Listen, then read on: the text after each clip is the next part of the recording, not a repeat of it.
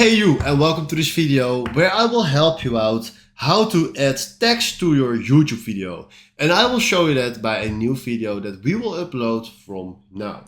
Alright, tap on the icon just right here and go to upload video. Then from here tap on select files and upload the video that you want to upload. Then from here it's very simple. We have our title just right here, description just right here. And if you scroll down, you see the option tags. Normally you will see this because I installed that I have my regular and standard apps every single time I upload something. But if you can see, we can add a tag just right here.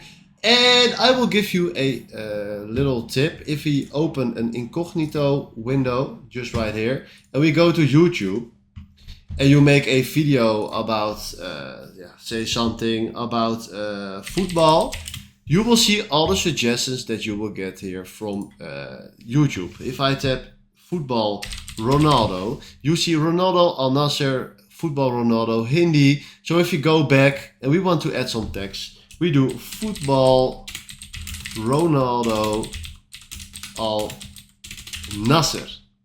Do enter. Then football Ronaldo Hindi.